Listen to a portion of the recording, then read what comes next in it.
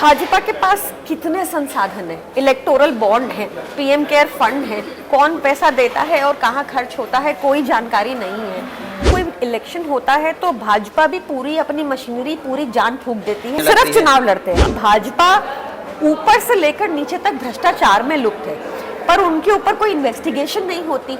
नमस्कार, इन खबर पॉडकास्ट के बतकही कार्यक्रम में आपका स्वागत है। मैं विद्याशंकर तिवारी प्रियंका कक्कड़ का स्वागत करता हूं। आम आदमी पार्टी की तेज तर्रार प्रवक्ता है। पहले लिखती थी, अब बोलती हैं, वो बहुत तेज बोलती हैं, तर्क के साथ बोलती हैं। ये बताइए कि सबसे पहले शुरुआत दिल्ली से ही करते हैं। दिल्ली में आपकी सरकार, अब नगर निगम में भी, नगर निगम को लेकर के कुछ वायदे किए गए थे कि हम आए तो ऐसा साफ सुथरा, पानी की दिक्कत वगैरह सब ठीक कर देंगे। कहाँ तक पहुँची? देखिए, हमने नगर निगम में करीब 1000 गार्बेज वनरेबल पॉइंट्स आइडेंटिफाई किए हैं जिनकी सुबह शाम सफाई हो रही है। दिल्ली में 60 मार्केट्स हैं जिनमें ट्वाइस अब सफाई हो रही है क्योंकि वहाँ पे फुटफॉल ज़्यादा है। जो 3 कूड़े के पहाड़ हैं वो भी हमारा प्रॉमिस है 2025 तक कम कर देने का, 2024 तक कम कर देने का। 2 ऑलमोस्ट खत्म हो चुके हैं। हम लोग प्रतिबद्ध हैं, जो हमने वादे किए थे। हम जाने जाते हैं कि हम वादों से बढ़ चढ़कर ही डिलीवर करते हैं और इन सब कामों पे सफाई हमारा मेन एजेंडा है। और आप देखेंगे जल्दी ही, आप अगर इंटरनेट पर भी फॉलो करेंगे तो हम लोग डालते रहते हैं कि पहले क्या स्थिति थी और आज क्या स्थिति है, और ये अब और तेज होगा क्योंकि सफाई और तेज हो रही है। प्रियंका, आम आदमी पार्टी का गठन जो ट्रेडिशनल पार्टी है ना, उससे हट के हुई थी। और मुझे वो दौर याद है जब अन्ना आए थे, जंतर मंतर पर बैठे थे, अरविंद केजरीवाल, मनीष सिसोदिया वगैरह साथ में थे। किसी पॉलिटिकल पार्टी के लीडर को मंच पे नहीं चढ़ने देते थे। हम वो पूरा आंदोलन कवर किए थे और वैगनार हुआ करती थी, चप्पल पहना करते थे वगैरह वगैरह, और बड़ा एक अलग संदेश गया था। लेकिन जैसे जैसे पार्टी को सत्ता का चस्का लगा, वैसे ही ये ट्रेडिशनल पार्टियों की लाइन में खड़ी होती चली गई, वैसे ही लगभग बनती चली गई। देखिए, मैं आपका शब्द चस्का से थोड़ी आपत्ति है मुझे। मैं आपको बता सकती हूँ कि हमारे नेता अभी भी बहुत ही ज़मीनी तौर पे जुड़े हुए हैं। आप उनसे घर ले लीजिए, गाड़ी ले लीजिए, कोई दिक्कत नहीं है। प्रोटोकॉल के तहत अरविंद केजरीवाल जी तो लेना नहीं चाहते थे, पर प्रोटोकॉल के तहत उनको लेना पड़ा। इनफैक्ट उनका जो घर भी था वो 1942 में लास्ट ट्रिप उसकी मरम्मत हुई थी, तो अभी हुई। तो उतने ही सिंपल हैं, उतने ही कनेक्टेड हैं जनता से, सेम सेवा भाव है, जिसलिए हमारा मकसद बहुत क्लियर है। हम राजनीति में क्यों आए हैं वही चल रहा है। बस एक ये होता है कि तब एक आंदोलन हमारी पार्टी थी और अब एक पॉलिटिकल पार्टी है। प्रियंका, न्याय के बारे में कहा जाता है कि न्याय होना ही नहीं चाहिए, न्याय दिखना भी चाहिए। बिल्कुल।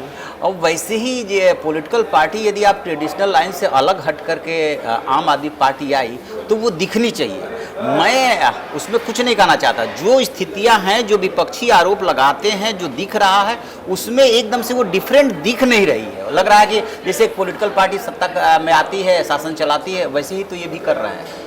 देखिए, थोड़ा आप देखिए हम किस मशीनरी से लड़ रहे हैं।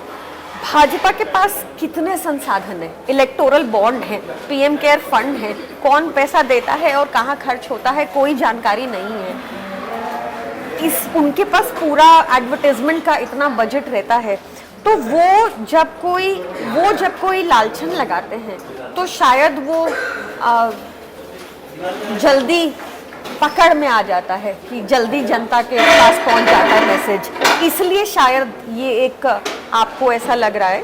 पर आप चाहे हमारे स्कूल उठा के देखिए, नीति आयोग जो केंद्र सरकार की ऑर्गेनाइजेशन है, नीति आयोग को कहना पड़ता है कि दिल्ली के सरकारी स्कूल देश के बेस्ट सरकारी स्कूल हैं। नीट हो, जीई हो, आप देखिए दिल्ली के सरकारी स्कूल के बच्चों का एडमिशन होता है। आज एक ड्राइवर के बच्चे का या दर्जी के बच्चे का भी डॉक्टर बनने का उतना ही चांस है जितना एक आम आदमी का है। आप चाहे हॉस्पिटल्स देख लीजिए, मोहल्ला क्लिनिक देख लीजिए। एक टाइम दिल्ली में ऐसा था, आप याद करेंगे 2013 से पहले, कि जो दवाइयाँ सरकारी अस्पताल के अंदर मुफ्त में मिलनी चाहिए थी वो ख़त्म होती थी, और वो सरकारी अस्पताल के बाहर जो केमिस्ट की शॉप होती थी वहाँ पैसे देकर मिलती थी। ये सिस्टम बिल्कुल ख़त्म हो गया, वो दुकानें ही बंद हो गई। आज आपको हॉस्पिटल के अंदर ही फ्री में दवाएं मिलती हैं। आप चाहे बुज़ुर्गों का तीर्थ यात्रा का देखिए तो भी वो हमारा एक give back to the society kind of programme है। आप देखिए महिलाओं की फ्री बस यात्रा, उसमें हम महिलाओं को एम्पावर करते हैं ताकि वो एक इक्वल भागीदारी कर सके इकोनॉमिक डेवलपमेंट में दिल्ली की। आपको पता है दिल्ली का जो पर कैपिटा इनकम है वो देश का हाईएस्ट है, जो दिल्ली की महंगाई है वो देश में सबसे कम है।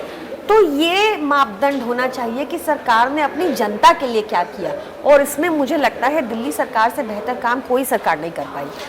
अच्छा, अब आते हैं पॉलिटिकल सवाल कि जो इंडी गठबंधन बना है, आपकी लड़ाई ज़्यादातर राज्यों में, यदि दिल्ली और पंजाब की बात करें तो 2 जगह आप कांग्रेस को हटा करके ही सत्ता में आए, और कई राज्यों में आप लोग जा करके जो चुनाव लड़ रहे हैं, पॉलिटिकल पार्टी का काम है चुनाव लड़ना, उसमें कोई दिक्कत नहीं, उसमें कांग्रेस से ही लड़ाई है। तो जब इंडी गठबंधन में दोनों साथ लड़ेंगे तो कहीं ना कहीं इसमें विरोधाभास नहीं दिख रहा है? देखिए, मुझे लगता है ये गलत परसेप्शन है कि सिर्फ कांग्रेस से लड़ाई है। जब कोई इलेक्शन होता है तो भाजपा भी पूरी अपनी मशीनरी, पूरी जान फूंक देती है। आपको याद होगा कि हैदराबाद में जो म्यूनिसिपल चुनाव थे उसके लिए प्रधानमंत्री जी गए थे चुनाव का प्रचार करने। तो ऐसा नहीं है कि वो वहाँ पे जान लगा के नहीं लड़ते।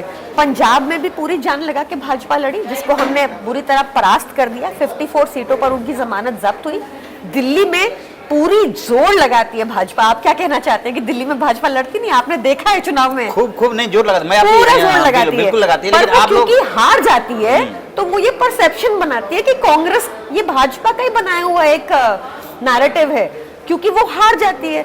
24 साल हो गए दिल्ली में पैर नहीं रख पा रहे, तो क्या भाजपा दिल्ली में चुनाव नहीं लड़ती? लगातार बीजेपी सब जगह चुनाव लड़ती है, और वो तो ये बात बोलती भी है, एक चुनाव खत्म होता है दूसरे की तैयारी करने लगती है। सिर्फ चुनाव लड़ते हैं, उनको सिर्फ चुनाव लड़ना आता है। मैं ये नहीं कर रहा हूँ, लेकिन मैं कांग्रेस के साथ जो गठबंधन होगा, चूंकि वो आंदोलन ही खड़ा हुआ था, उस समय यूपीए की सरकार हुआ करती थी, और खास बात यह कि यूपीए सरकार के भ्रष्टाचार के खिलाफ वो आंदोलन खड़ा हुआ था। देखिए, आज प्रॉब्लम ये हो गई है कि हमारे देश में क्वाज़ाई फेडरल स्ट्रक्चर है कि स्टेट्स काम करेंगे, सेंटर की भागीदारी होगी, दोनों मिलकर काम करेंगे, पर लगातार कॉन्स्टिट्यूशनल स्ट्रक्चर को रोंदने का काम कर रही है भाजपा। गवर्नर्स और लेफ्टिनेंट गवर्नर्स द्वारा एक पैरेलल सरकार चलाई जाती है और चुनी हुई सरकारों के काम को रोका जाता है। ये हमने वेस्ट बंगाल में देखा, ये हमने दिल्ली में देखा, ये हमने तमिलनाडु में देखा, ये हमने पंजाब में देखा। पंजाब में तो रिसेंटली सुप्रीम कोर्ट को टिप्पणी करनी पड़ी कि गवर्नर को हर बात में इतनी टांग नहीं अड़ानी चाहिए। तो ये जो कॉन्स्टिट्यूशनल स्ट्रक्चर जो हमारे देश की खूबसूरती है उसको लगातार रौंदने पर लगी है भाजपा। दूसरी चीज आप देखें कि भाजपा ऊपर से लेकर नीचे तक भ्रष्टाचार में लुप्त है, पर उनके ऊपर कोई इन्वेस्टिगेशन नहीं होती, क्योंकि सारी इन्वेस्टिगेशन एजेंसीज उनके पास है। उनके यहाँ पर अगर किसी के यहाँ पे कर्नाटक में 8 करोड़ मिल जाता है तो मीडिया को मना कर दिया जाता है कि ये न्यूज़ नहीं दिखानी, वो न्यूज़ दबा देते हैं। तो ये बहुत बड़ी प्रॉब्लम्स हैं, जिसको प्रधानमंत्री कह रहे हैं कि 70,000 करोड़ का भ्रष्टाचारी है, उसको वित्त मंत्रालय दे देते हैं 2 दिन के बाद। छगन भुजबल जो उनके ऊपर ईडी की कार्रवाई चल रही थी, आपने देखा होगा इसी हफ्ते ईडी ने कोर्ट में कहा कि इनकी फाइलिंग हो गई, केस वापस ले लिया। तो इस तरह करप्शन खत्म नहीं होगा, करप्ट लोगों को अपने साथ मिलाकर करप्शन खत्म नहीं होगा। तो ये बड़ी डेंजरस स्थिति है देश के लिए, और इसलिए हम लोगों को साथ आना है देश की डेमोक्रेसी को, देश के कॉन्स्टिट्यूशन को बचाने के लिए। अच्छा प्रियंका, एक बात बताइए कि कभी कभी ऐसा होता है आपके साथ कि कोई मुद्दा आया, चाहे भ्रष्टाचार का हो, चाहे वायदे पूरा न करने का हो, या जो सोचा था करने का वो न कर पाने का हो, तो आपको डिफेंड करने में दिक्कत होती है? कभी लगा कि अब इसका डिफेंड कैसे करें? मुझे डिफेंड करने की जरूरत नहीं पड़ती। हाँ, आम आदमी पार्टी ने जितने प्रोमिसेस किए थे उससे ज़्यादा ही डिलीवर किया है।